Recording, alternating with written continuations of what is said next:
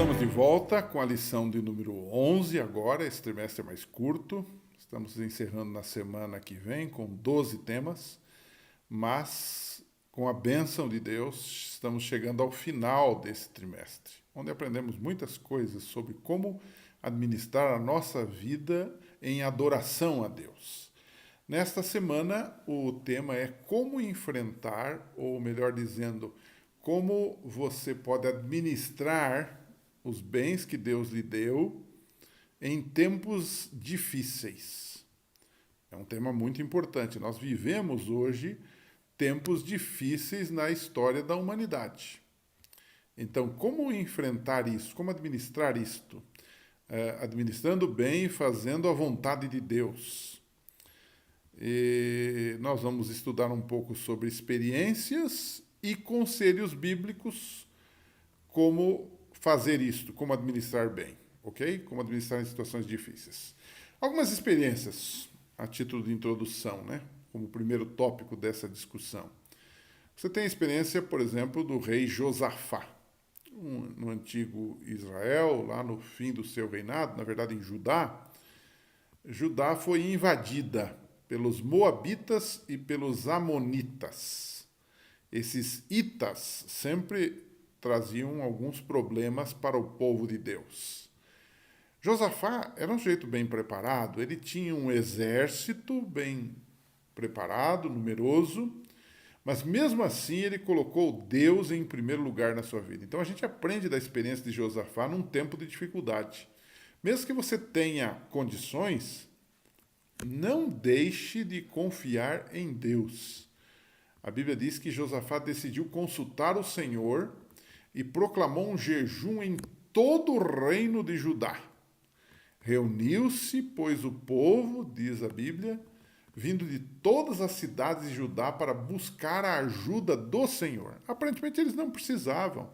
Eles tinham no cofre dinheiro e tinham no exército soldados. Mas, assim mesmo, eles foram buscar a Deus, clamar a Deus, e eles foram vitoriosos nessa questão. Não é? Quando nós não sabemos o que fazer, nós devemos voltar os nossos olhos para o Senhor. Né? Segundo Crônicas 20, fala dessa experiência. Um outro caso interessante da Bíblia, que às vezes passa desapercebido por nós, de como enfrentar uma situação difícil, é o caso de Jonatas. Né? Jonatas era filho de Saul, né?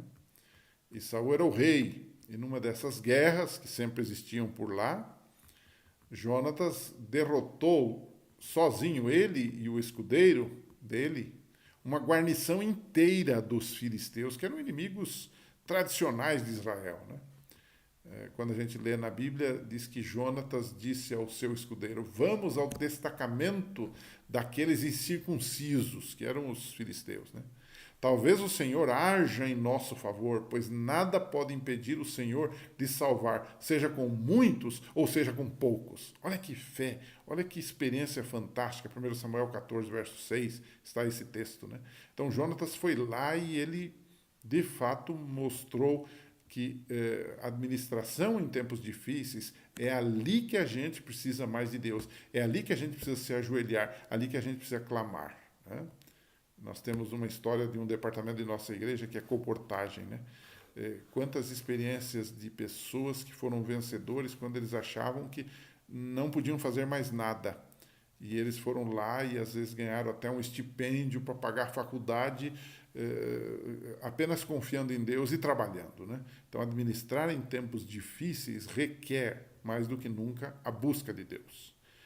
E você tem também a história de Davi, que não é muito boa neste detalhe. Davi, no geral, foi uma pessoa que confiou em Deus, mas mostra que às vezes nós podemos sucumbir diante de alguma tentação de colocar o eu em primeiro lugar, a estratégia em primeiro lugar, a sabedoria humana em primeiro lugar. Isso acontece com alguma frequência. Não deveria, mas acontece. Né? Você lembra daquele episódio de Davi contando os seus soldados, fazendo um censo, né? Até uma discussãozinha se foi Satanás ou foi Deus, porque num verso fala que Deus incitou, outro diz que Satanás incitou. Na verdade, as duas coisas podem ser ditas aqui. porque no fundo, na Bíblia, aquilo que Deus permite é visto como Deus mandando fazer ou aprovando, né? A vontade permissiva de Deus. Não quer dizer que Deus queria que ele fizesse isso, mas Deus disse, bom, então, já que você quer fazer, você vai fazer. Mas no fundo, por trás disso, estava o inimigo. Alguns dizem que era o próprio Satanás. Há também uma discussão se essa questão de o adversário, que no original está o adversário, que incitou Davi a fazer o censo, talvez possa ser visto como um adversário que não seja o próprio Satanás, pode ser um rei inimigo, que ele, para mostrar poder, para mostrar opulência diante desse adversário, desse inimigo, incitado por ele, né, foi lá e fez a contagem dos seus soldados. Mas qual era o problema disso tudo? Na verdade, Davi foi tentado a confiar na força humana. Em outras palavras, ele disse assim, eu tenho muitos soldados, eu posso vencer qualquer guerra. Ao contrário de Josafá, Davi tentou confiar nos seus recursos e não em Deus. Esse foi o pecado de Davi. Mostrou também o seu orgulho, né? O próprio Joabe o advertiu, olha, não faça isso, você está errado. Mas ele foi em frente, né? Ele era orgulhoso nesse sentido, né? Deus reprovou, né? A ordem de Deus, de confiança em Deus, foi, digamos, transgredida. Então, a ordem de fazer o censo foi algo reprovado por Deus. E por isso, Israel foi punido. Muita gente morreu naquela ocasião. Aí nós temos todo o desenrolar de uma história lá em 1 Crônicas 21, que fala exatamente dessas consequências do pecado, do erro de Davi, tudo por não confiar em Deus, tudo por confiar na engenhosidade da sua cabeça, né? A gente vê que mesmo homens e mulheres de Deus têm que tomar cuidado, porque a gente pode, às vezes, extrapolar e achar que a gente pode, quando a gente, na verdade, não pode, né? A grande vantagem disso é que Deus é amor, Deus é misericordioso, e Davi se arrependeu, mas mesmo assim houve uma punição, né? Mas ele se arrependeu e ele aprendeu uma grande lição. Agora eu queria levar você para uma segunda parte da lição dessa semana, que é alguns conselhos bíblicos em tempos de crise. Quais são alguns conselhos bíblicos? Em primeiro lugar, tempo de crise ou tempo de dificuldade é tempo de simplificar a vida e diminuir o apego às coisas materiais. Eu sempre me lembro do texto que diz do apóstolo Pedro, quando ele diz assim que tudo que está aqui vai ser desfeito. E ele diz assim, visto que tudo será assim desfeito, que tipo de pessoas é necessário que vocês sejam? Pergunta Pedro. E ele diz, vivam de maneira santa e piedosa, segundo Pedro 3, verso 11. Então, é muito importante a gente entender que daqui a gente não vai levar nada. Então, a gente pode, especialmente num tempo de dificuldade, viver uma vida simples, equalizada, sem muitas ambições e sem muitos desejos. São coisas desse mundo passageiras. Então, para a gente sobreviver às crises, é importante que nós possamos entender isso, que daqui não levaremos nada e que todas as coisas materiais que estão aqui vão ser destruídas, né? Outro conselho bíblico é entender que ninguém pode servir a dois senhores. Se nós ainda estamos apegados ao dinheiro, nós não podemos servir a Deus. Mateus 6, 24 deixa isso claro. Então, num tempo de crise, isso se torna muito presente na nossa vida. Ou nós confiamos no dinheiro, confiamos nas posses, ou nós confiamos em Deus.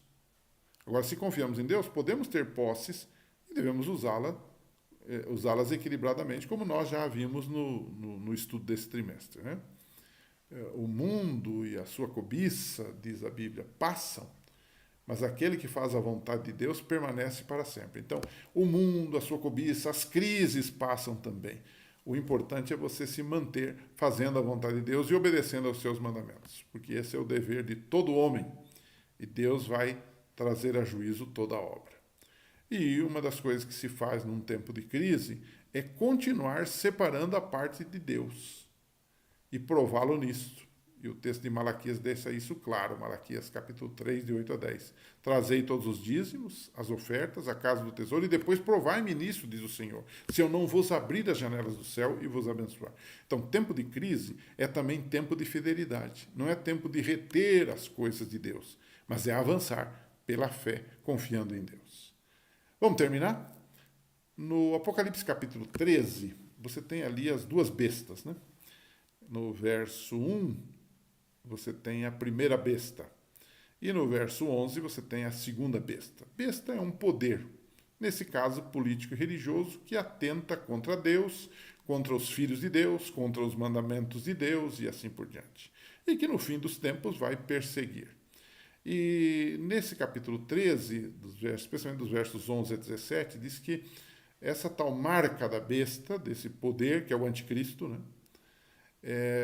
Diz ali que as pessoas que são de Deus não vão nem poder comprar nem vender, se não tiverem o tal sinal da besta, que nós temos um estudo, já estudamos Apocalipse aqui, nós já estudamos esse assunto, não é o assunto aqui, mas apenas para dizer que vai chegar um tempo que não vai se poder comprar nem vender. O que isso nos ensina? Trazendo agora para a questão da administração da vida, para a mordomia cristã, né? O que isso nos ensina sobre nosso apego aos bens materiais e ao hábito que temos de comprar e vender, né? Esse ato meio consumista da nossa parte. O que isso nos ensina? Eu creio que o que ensina é que a gente já deve ir dosando desde já, porque quando chegar lá, a gente não vai sofrer tanto, não é verdade? Então, esse é um assunto para a gente dar uma discutida aí com os nossos alunos, pensar um pouquinho e agir também, né? Um abraço para você. Semana que vem a gente volta para a última lição desse bloco. Com a graça de Deus estaremos aqui. Um abraço e até lá.